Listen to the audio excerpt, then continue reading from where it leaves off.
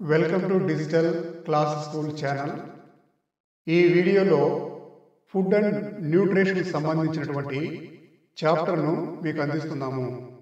ఈ చాప్టర్కి సంబంధించినటువంటి అనేక ప్రశ్నలు వివిధ రకాల కాంపిటేటివ్ ఎగ్జామ్స్లోను మరియు ఇతర జనరల్ క్విజ్ పోటీ పరీక్షలలోను అలాగే జనరల్ అకాడమిక్ పరీక్షలలో వీటికి సంబంధించినటువంటి ప్రశ్నలను అడుగుతూ ఉంటారు.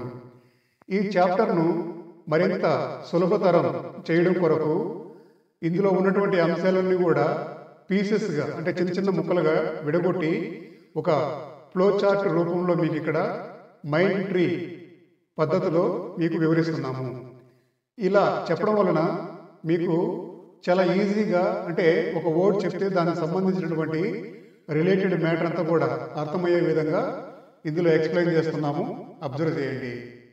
సో ఫుడ్ అండ్ న్యూట్రిషన్ సంబంధించినటువంటి టాపిక్. సో విటమిన్స్, ఇందులో విటమిన్స్ ఉంటాయి, అలాగే కార్బోహైడ్రేటు, అలాగే mineral and salt, water, fat, protein, అలాగే ఫైబర్. సో ఈ అంశాలను మీరు గమనించండి. వీటి కిందనే వాటి యొక్క ఉపయోగం కూడా చిన్న షార్ట్ ఫామ్ వర్డ్స్లో ఉంటుంది. సో ఈ ఫుడ్ అండ్ న్యూట్రిషన్లో విటమిన్స్ అనేటివి చాలా మెయిన్ కీ రోల్ని ప్లే చేస్తాయి. ఓకే, ఈ విటమిన్స్ వలన మనకు ఇమ్యూనిటీ అనేది ఉంటుంది, అంటే వ్యాధి నిరోధక శక్తి విటమిన్స్ వలన పెరుగుతుంది.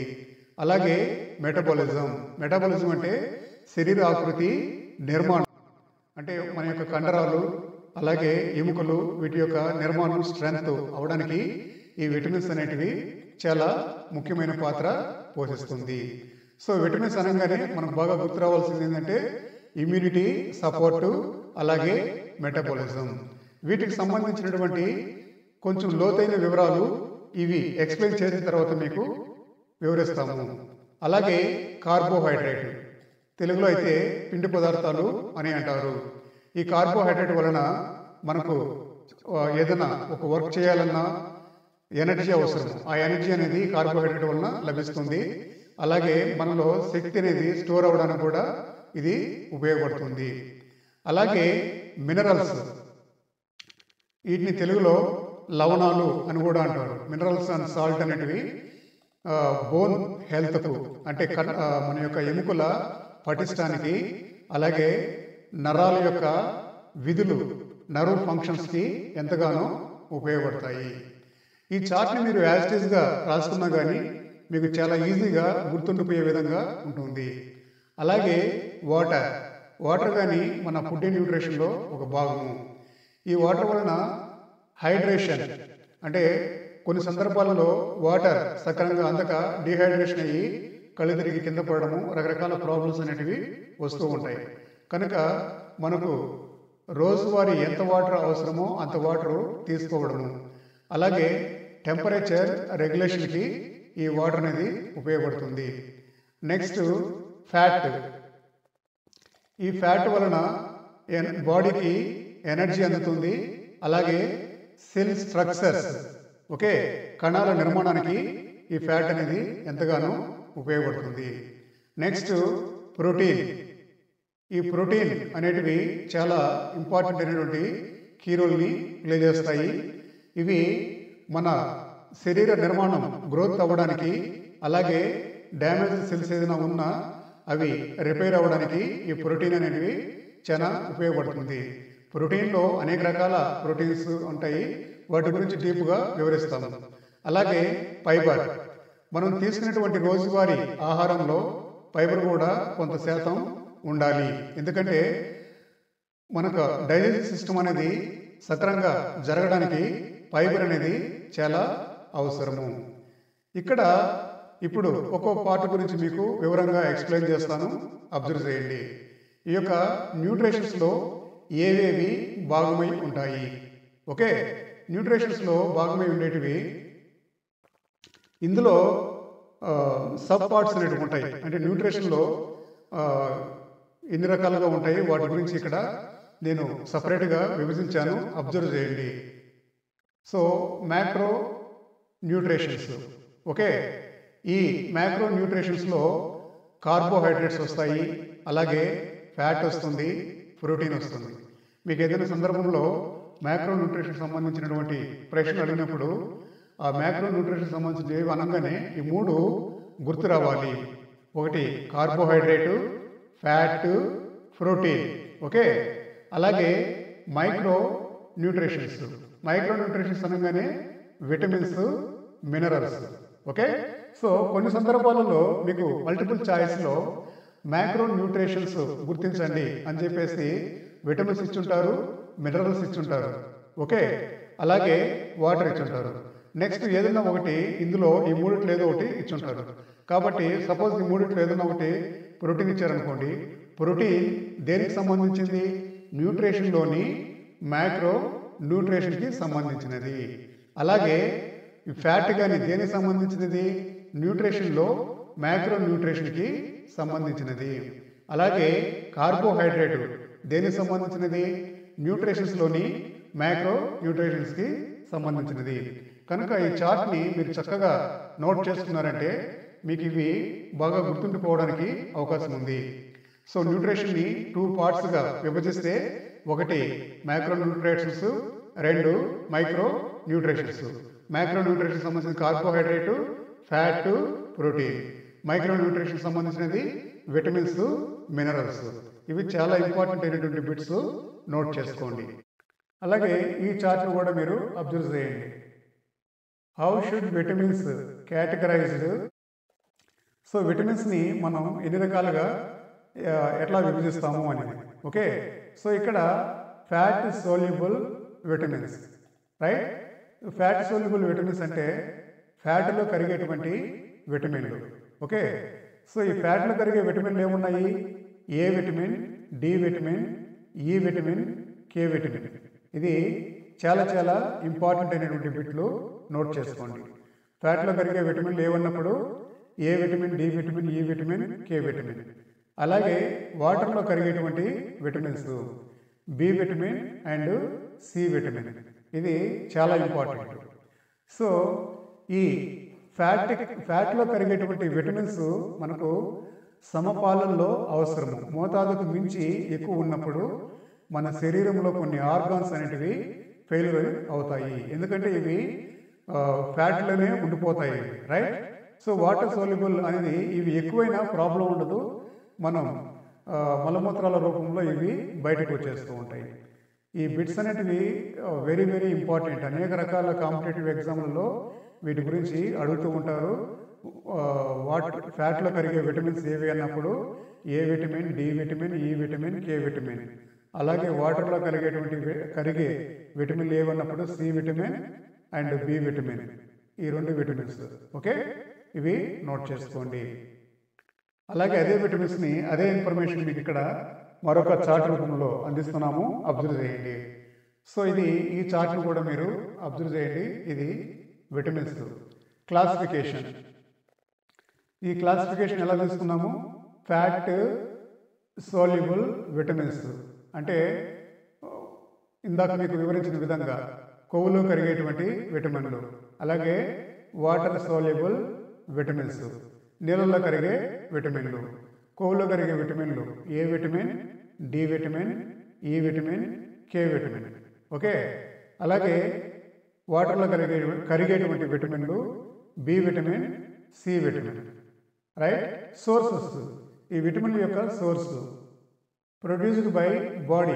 కొన్ని విటమిన్స్ మన బాడీలో ప్రొడ్యూస్ అవుతాయి మనం తీసుకునే ఆహారం కారణంగా, ఓకే. సప్లైడ్ త్రూ ఫుడ్ అంటే కొన్ని సప్లిమెంటరీస్ ద్వారా. ప్రత్యేకంగా మనకు విటమిన్స్ ఏదైనా డెఫిసిట్ ఉన్నప్పుడు మనం అంటే ట్యాబ్లెట్ రూపంలో ఇట్లా సప్లిమెంటరీ ద్వారా మనం లేదా కొన్ని ప్రత్యేకమైన ఆహార పదార్థాల ద్వారా ఈ విటమిన్స్ని మన శరీరానికి అందించవచ్చును. అలాగే ఇప్పుడు కార్బోహైడ్రేట్కి సంబంధించినటువంటి వివరాలు. ఇక్కడ కార్బోహైడ్రేట్ ఫ్యూయల్స్ అంటే కార్బోహైడ్రేట్ అనేది మనకు ఒక ఫ్యూయల్, ఇంధనంగా ఉపయోగపడుతుంది. Type of A carbohydrates. ఈ కార్బోహైడ్రేట్స్ ఎన్ని టైప్స్, ఎన్ని రకాలు ఉన్నాయి ఇక్కడ అబ్జర్వ్ చేయండి. ఒకటి షుగర్, అలాగే షుగర్ వల్ల ఏమవుతుంది, మనకు ఇమీడియట్ ఇన్స్టెంట్గా ఒక ఎనర్జీ అనేది వస్తుంది స్వీట్ వల్ల. అలాగే స్టార్చ్ అంటే తీపి పదార్థము, తర్వాత పిండి పదార్థాలు. ఓకే, స్టార్చ్లో స్లో ఎనర్జీ అనేది రిలీజ్ అవుతుంది.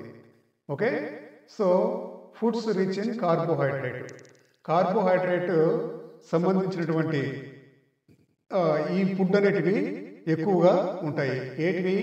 షుగర్ అలాగే స్టార్చ్. ఈ రెండు విషయాలు బాగా గుర్తుపెట్టుకోండి.